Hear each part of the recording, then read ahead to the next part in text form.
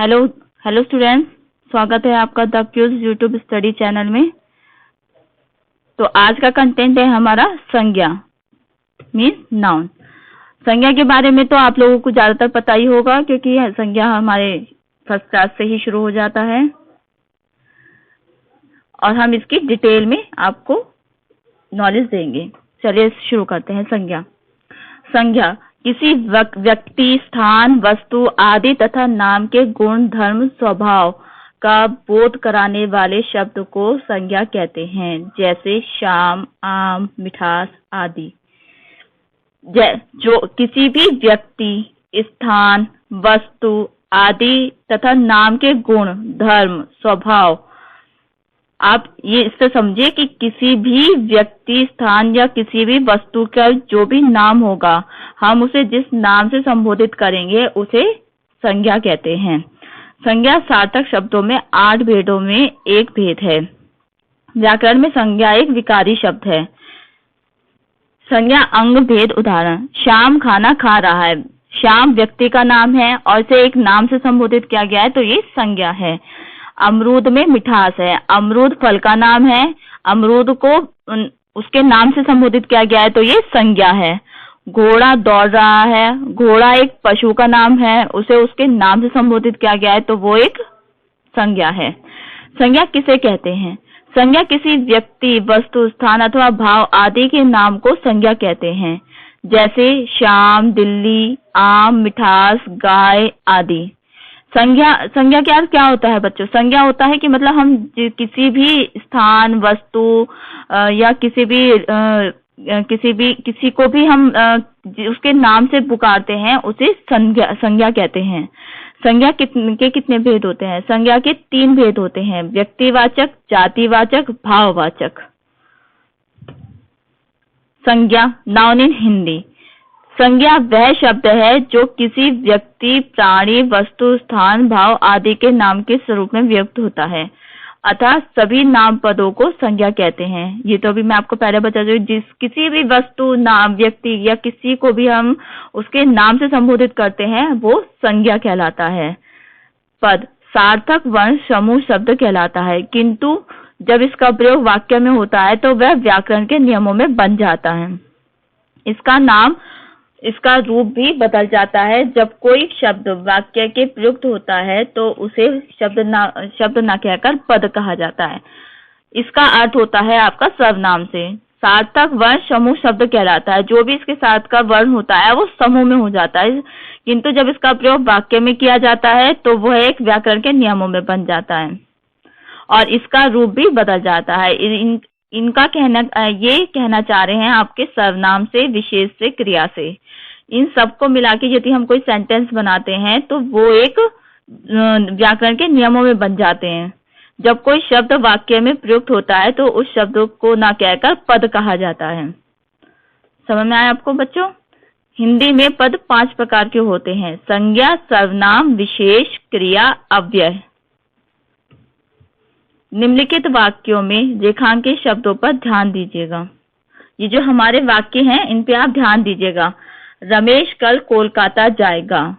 वह पुस्तक पढ़ रहा है। शेर दहाड़ता है। ईमानदारी अच्छी बात है। इसकी ऊंचाई देखो। इसमें इन सभी शब्दों में जो रेड मार्क के हैं ये शब्द आपके संज्ञा हैं। ये शब्द आपकी संज्ञा है क्योंकि हमने इन सभी वर्डों को उनके नाम से संबोधित किया गया है तो ये शब्द आपके संज्ञा हैं।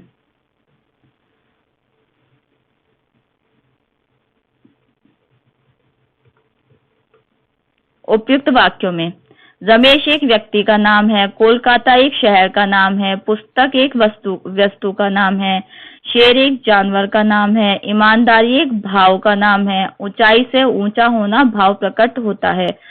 आपका इसमें रमेश, कोलकाता, पुस्तक, शेर, ईमानदारी और ऊंचाई ये सब आपकी संज्ञा में आते हैं क्योंकि ये हम इन सबको उनके नाम से संबोधित कर रहे हैं। ये सभी पद संज्ञा है। संज्ञा पद का अर्थ ही है नाम। संज्ञा का अर्थ ही है, मतलब कहीं पर भी हम किसी भी चीज को, आप चाहे आपको ये समझ में नहीं आया तो आप नॉर्मल सुनिए कि किसी भी वर्ड को हम किसी भी वस्तु को, किसी भी इंसान को, किसी भी जानवर को, किसी भी पक्षी को हम उनके नाम से पुकारते हैं तो वो संज्ञा कहलाता है। किसी भी स्थान, सिटी, शहर, किसी को भी। संज्ञा की पहचान। संज्ञा की पहचान निम्नलिखित लक्षणों के आधार पर संज्ञा को पहचाना जाता है। कुछ शब्द प्राणीवाचक होते हैं और कुछ अप्राणीवाचक होते हैं। संज्ञा की पहचान निम्नलिखित लक्षणों के आधार पर की जाती है। कुछ प्राणीवाचक होते हैं, कुछ अप्राणीवाचक होते हैं। प्राणीवाचक शब्द बच्चा, भैंस, चिड़िया, आदमी, रमेश आदि। अप्राणीवाचक पुस्तक, मकान, रेलगाड़ी, रोटी, पर्वत आदि। मतलब प्राणीवाचक in English living things, in अप्राणीवाचक in English non living things. मतलब लिविंग थिंग्स में जो होते हैं वो प्राणीवाचक होते हैं, जैसे बच्चा, भैंस, चिड़िया, और अप्राणीवाचक में पुस्तक, मकान, रेलगाड़ी, रोटी, पर्वत आदि। कुछ शब्दों की गिनती की जा सकती है और कुछ की गिनती नहीं की जा सकती है। आपने पढ़ा होगा काउंटेबल नाउन और अनकाउंटेबल नाउन। गणनीय आदमी, पुस्तक, केले की गणना की जा सकती है, इसलिए ये गणनीय है तो वो नाउन में आते हैं। अगणनीय दूध, हवा, प्रेम की गणना नहीं की जा सकती तो ये आपका अगणनीय नाउन में आते हैं। संज्ञा, अंग, भेद, उदाहरण। श्याम खाना खा रहा है, श्याम व्यक्ति का नाम है। अमरूद, अमरूद में मिठास, अमरूद में मिठास है, अमरूद फल का नाम है। घोड़ा दौड़ रहा है, घोड़ा पशु का नाम है। तो ये जो आपके श्याम हो गया, अमरूद हो गया, घोड़ा हो गया, ये आपके नाउन कहलाते हैं, मतलब संज्ञा कहलाते हैं। आपको गणनीय अगणनीय समझ में आ गया स्टूडेंट्स? यदि नहीं आया तो प्लीज हमें कमेंट करें जरूर, और हमारे चैनल को सब्सक्राइब और लाइक जरूर करें। अगर आपको हम पीडीएफ भी चाहिए इससे रिलेटेड तो हम आपको पीडीएफ भी अवेलेबल कराएंगे। यदि आप सब्सक्राइब कीजिए हमारे चैनल पे और अपना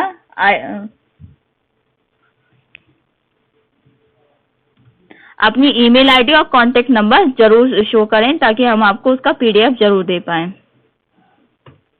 चलिए, संज्ञा के कितने भेद हैं? संज्ञा के 3 भेद होते हैं, व्यक्तिवाचक, जातिवाचक, भाववाचक। व्यक्तिवाचक, जातिवाचक, भाववाचक। व्यक्तिवाचक संज्ञा वह शब्द जो किसी एक व्यक्ति, वस्तु, स्थान आदि का बोध कराता है उसे व्यक्तिवाचक संज्ञा कहते हैं। वह व्यक्ति जो किसी एक व्यक्ति, एक वस्तु, एक स्थान आदि का बोध कराता है वो उसे व्यक्तिवाचक संज्ञा कहते हैं। इसमें एक का ध्यान जरूर रखिएगा।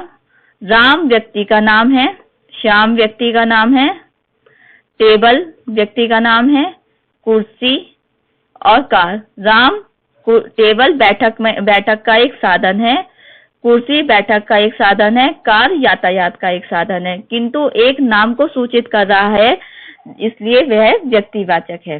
टेबल एक नाम को वो कर रहा है इसलिए ये व्यक्तिवाचक है। कुर्सी नाम को सूचित करता है इसलिए ये व्यक्तिवाचक है। कार किंतु संपूर्ण यातायात नहीं है, कार एक माध्यम है इसलिए इसके कारण यह एक व्यक्ति को इंगित कर रहा है। दिल्ली एक राज्य है किंतु पूरा देश नहीं है इसलिए एक व्यक्तिवाचक है। मुंबई एक राज्य है किंतु पूरा देश नहीं है इसलिए एक व्यक्तिवाचक है। आप समझ गए होंगे। राम व्यक्ति का नाम है, श्याम व्यक्ति का नाम है, टेबल बैठने का साधन है, कुर्सी बैठने का साधन है, कार यातायात का साधन है, लेकिन यातायात के साधन में और भी साधन आते हैं इसलिए कार को किंतु ये यातायात का एक माध्यम है इसलिए इससे व्यक्ति को इंगित कर रहा है।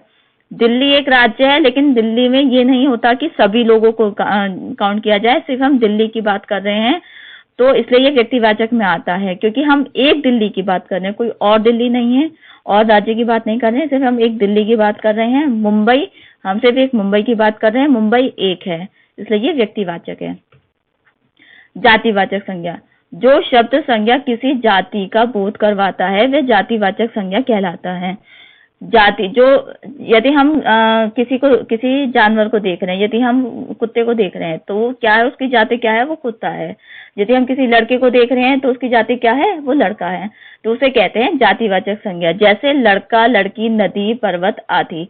हम किसी को देखते हैं तो हम समझ जाते हैं वो कौन है, लड़का है, लड़की है, जानवर है, कौन है, तो उसको हम जातिवाचक संज्ञा कहते हैं। जातिवाचक संज्ञा के दो भेद होते हैं, द्रव्यवाचक संज्ञा, समूहवाचक संज्ञा। द्रव्यवाचक संज्ञा, जिस संज्ञा शब्दों में किसी धातु, द्रव्य, सामग्री, पदार्थ आदि का बोध हो उसे द्रव्यवाचक संज्ञा कहते हैं। जिस संज्ञा समूह में किसी धातु, द्रव्य, द्रव्य का मतलब ही आप समझोगे, द्रव्य को कहते हैं लिक्विड, मटेरियल, नाउन, पदार्थ आदि का बोध होता है उसे द्रव्यवाचक संज्ञा कहते हैं। जैसे गेहूं भोजन की सामग्री है, द्रव्य है।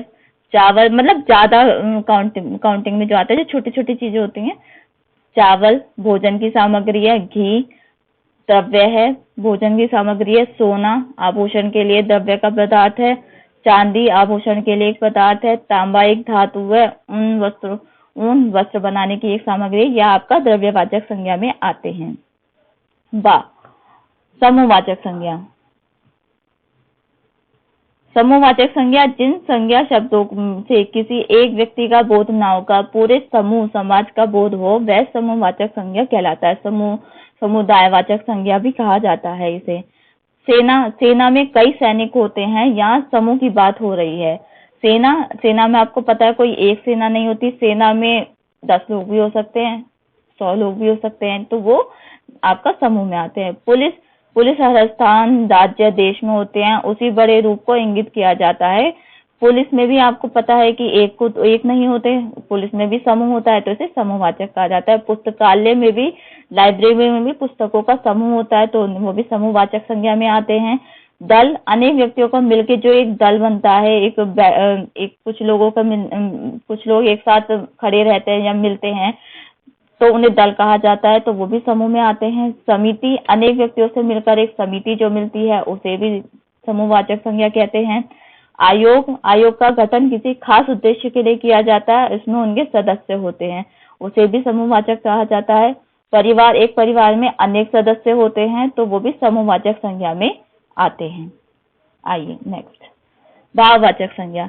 जिन संज्ञा शब्दों से पदार्थों की अवस्था, गुण, दोष, धर्म, दशा आदि का बोध होता है, उन्हें भाववाचक संज्ञा कहा जाता है। जिन पदार्थों से, जैसे कि कुछ चीज अच्छी है, किसी के गुण अच्छे हैं, किसी के दोष अच्छे हैं, किसी धर्म, दशा आदि का बोध होता है, वह भाववाचक संज्ञा कहलाता है। बुढ़ापा जीवन की एक अवस्था है। बुढ़ापा जीवन की एक अवस्था है। मिठास मिठाई का गुण है। क्रोध का भाव, क्रोध एक भाव या दशा है। हर्ष एक भाव या दशा है। यौवन स्त्री की एक दशा है। बालपन बालक का एक गुण है अथवा एक दशा है और अवस्था है। मोटापा एक अवस्था है जो मोटापे को इंगित करता है। मतलब बुढ़ापा ये उसका एक अवस्था है, ये उसका मतलब एक दशा है कि वो बुढ़ापे में है। मिठास उसका गुण है। मिठास किसी भी चीज की मिठास बताता है। क्रोध एक भाव है, दशा है। हर्ष एक भाव है, दशा है। यौवन स्त्री की एक दशा है। बालपन बालक का गुण है, एक दशा है। मोटापा एक अवस्था है। मतलब इन सभी वर्णों में आपको गुण, दोष, धर्म ही दिखाई देगा, तो ये भाववाचक संज्ञा में आते हैं। संज्ञा की पहचान क्या है? कुछ संज्ञा शब्द प्राणीवाचक होते हैं तो कुछ शब्द अप्राणीवाचक होते हैं। कुछ शब्द गणनीय होते हैं तो कुछ शब्द अगणनीय होते हैं। आपको यदि आपके सामने संज्ञा नाउन आता है तो आपको ये समझना पड़ेगा कि ये प्राणीवाचक है, लिविंग थिंग है, नॉन लिविंग थिंग है, काउंटेबल है, अनकाउंटेबल है। प्राणीवाचक संज्ञा वह शब्द जिसे किसी सजीव वस्तु का बोध किया जाता है जिसमें प्राण हो अथवा प्राणीवाचक संज्ञा कहते हैं। जैसे लड़का, गाय, रमेश, चिड़िया आदि उपयुक्त सभी में प्राण होते हैं, इस कारण वह प्राणीवाचक संज्ञा कहलाता है। वह शब्द मैंने आपको बताया था, लिविंग थिंग्स, मतलब जिसमें प्राण होते हैं वो लिविंग थिंग्स कहलाते हैं, वो आपके प्राणीवाचक संज्ञा में आते हैं। यहाँ पर आपके प्राणीवाचक संज्ञा में लड़का, गाय, रमेश, चिड़िया, इसके अलावा पेड़, प्लांट्स, ट्रीज, ये सब भी आते हैं, क्योंकि ये सांस लेते हैं। जो सांस लेते हैं वो प्राणीवाचक संज्ञा में आते हैं। अप्राणीवाचक संज्ञा, जिस वस्तु में प्राण ना हो, अप्राणीवाचक संज्ञा कहलाते हैं। जैसे मेज, रेलगाड़ी, मकान, पुस्तक, पर्वत, उपयुक्त शब्द में प्राण या सजीव नहीं है, इसलिए यह अप्राणीवाचक संज्ञा है। गण्य संज्ञा, जिस व्यक्ति, वस्तु, पदार्थ आदि की गणना की जा सकती है, उसकी संख्या ज्ञात की जा सकती है, वह शब्द गण्य संज्ञा कहलाएगा। जैसे लड़का, पुस्तक, भवन, गाय, केले आदि। जिन को आप गिन सकते हैं, जिन व्यक्तियों को आप काउंट कर सकते हैं, वस्तु को काउंट कर सकते हैं, इजीली पदार्थों को काउंट कर सकते हैं, वो गण्यवाचक संज्ञा में आते हैं। और अगण्यवाचक संज्ञा, जिन वस्तुओं को आप काउंट नहीं कर सकते, जिन व्यक्तियों को आप काउंट नहीं कर सकते, जो काउंट करने में आप बहुत सारे होते हैं तो उन्हें हम काउंट नहीं कर सकते, तो वो अगण्य में आते हैं। जैसे दूध, पानी, मित्रता आदि।